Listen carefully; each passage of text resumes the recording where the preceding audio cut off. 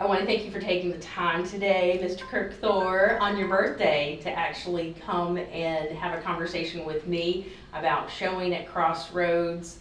And you've got some really unique pieces. But first, what I want to ask you, because it's an interesting story, of how you got to Crossroads 4 years ago. I was at the Beacon Theater in Hopewell doing a fundraiser. Never done any artwork, just I played around, did some of this stuff, and would give the pieces away. At this fundraiser that night, people kept coming and asking me about the stuff that my sister had put in flower arrangements, some fish that I had, and they stopped the fundraising event, and the lady said, "Would you please go buy this stuff from Kirk so we can get on?" People quit asking these questions. So I went and had lunch down on Cary Street, and a gentleman down there told me to come see Jenni Kirby. I made my way over here. They call me an artist, and I still not sure I call myself an artist. I'm a guy that just enjoys what I do, put things together, just try to make things work. That's kind of my flavor. Well, you definitely make things work. That is for sure. And we're surrounded by your art, which is just so fun. I mean, we're looking at the minion right here. Tell us a little bit about what goes into this guy. Well, I was at a friend of mine's house that they were getting ready to throw this away, and I said, "Don't throw that away. I can make something out of it." And I just started. I made the mouth, got the eyes, the goggles, the hands, and then I get my wife to come back and touch up the paint, do the paint, and here we are with a minion. And tell us about this piece and sort of all the pieces and parts that make it up, because that's what's intriguing. It's the recycling of these old pieces and parts and making them into art. Well, this piece here, it started its life. This is a really big piece of conveyor chain. These are, as you may recognize, are pickaxes that you just have for doing gardening work. There's rebar in behind all this stuff. The interesting part about this piece of rebar that's in there is it came out of when they were doing all the road work in the 95, 64 corridor where everybody was cussing the roadblocks and all. Well, there's a piece of that in there, and it's curved already. And that's how it got started in my head. These pieces I just start putting them together. This piece of copper here came out of a restaurant down in Old Petersburg that they were tearing down, and I went in and said, "Oh no, you can't get rid of the copper." And the stainless steel tail is out of old refrigerators. Well, and it's interesting of how your brain works, and you just described it, when you see the pieces and parts and how you can put it all together to be a wonderful creation of art. And yes, it is art.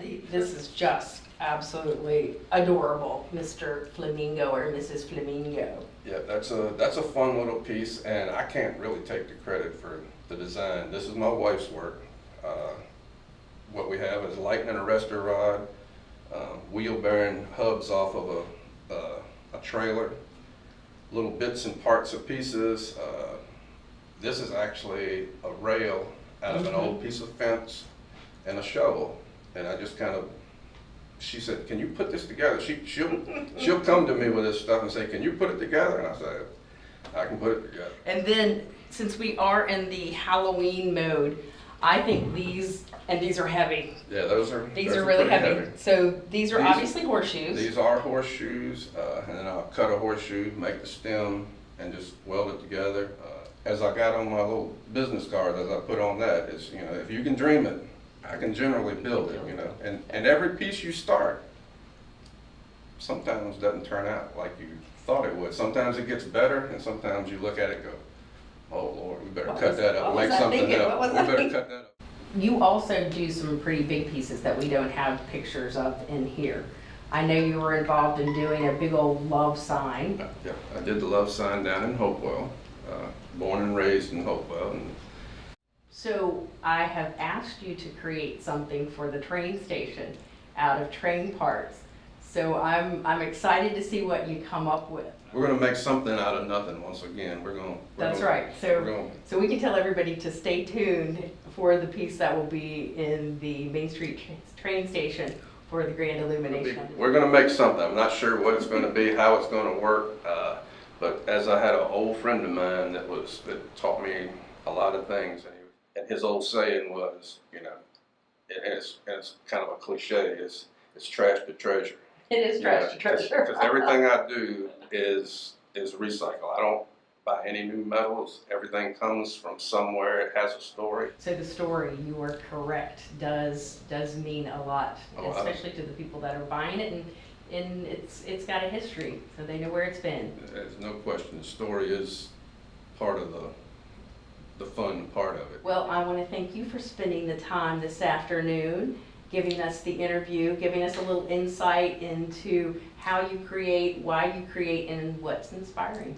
It's where you've been, where you're at, and then who knows where you're going. True. You can turn anything around. I never thought I'd be off in the art world from where I came from. Well, I'm glad you walked into my door about 4+ years ago, because it has been fun. Oh, thank you, and thanks to all the Crossroads staff, because they've been very gracious to me. Give me a hug. Oh, thank you. Thank you. Oh, thank you. Fun stuff. It is.